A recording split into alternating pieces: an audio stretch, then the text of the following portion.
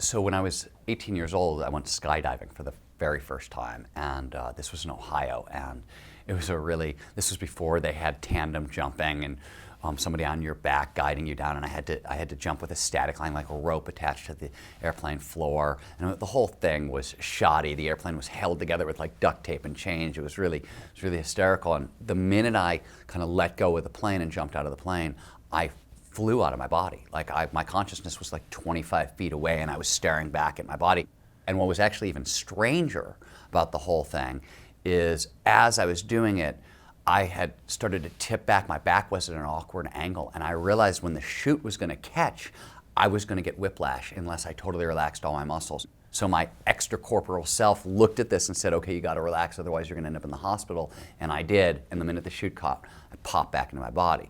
So what the hell is going on there, right? Out-of-body experiences are mystical experiences. Now, they're also fairly common mystical experiences. If you put out-of-body and near-death experiences together, and we've now discovered out-of-body experiences tend to lead into near-death experiences, but if you sort of lump them as a category, according to Gallup, 10 to 20% of all Americans have had this experience. So it's very common, right? 1 out of 5 of us have had this experience, yet it's very, very mystical.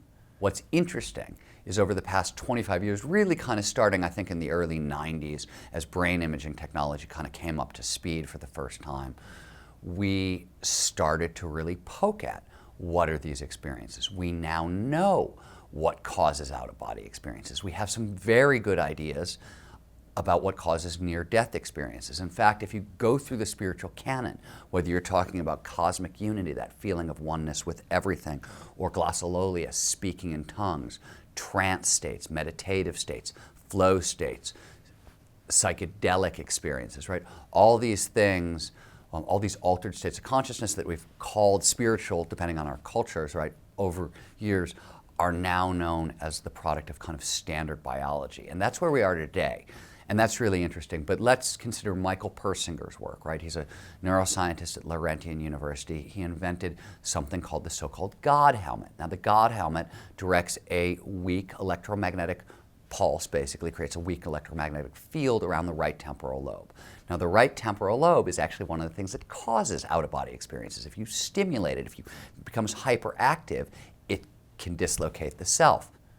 So over 1,000 people have worn Michael Persinger's God helmet, right? 80% of them report feeling a sensed presence in the room, the feeling that there's something or someone, a god, a demon, an angel, a ghost in the room with them. Other people have reported out-of-body experiences. A couple people have reported nothing at all, but as a general rule, most people experience something. So that's technology that's here today. It already exists. There are versions of that technology that are available to consumers. You can get online and you can buy, I think it's called the Shakti something. You can buy a version of the God helmet, right? Where it gets really strange is Persinger is trying to incorporate the God helmet into virtual reality technologies, possibly inside of a game. So think about this for a second. 80 million Americans right now call themselves spiritual but not religious, which means they're searching for a direct experience of the numinous, right? They want some kind of mystical experience in their own lives. They want to see it for themselves. They think there's something out there. They're searching. They believe in it. They want it. Well, pretty soon that experience is going to be available via a video game. And once again, that changes everything, right? These are the most sacred, rare experiences in the history of the world. And if you think about it, right, if you think about what the God helmet produces, which is a feeling of a ghost or a god in the room, all of our religions basically begin with somebody bumping into a god, right? That's where religion comes from as a general rule. There are other things that happen, but as a general rule, that's where religion comes from.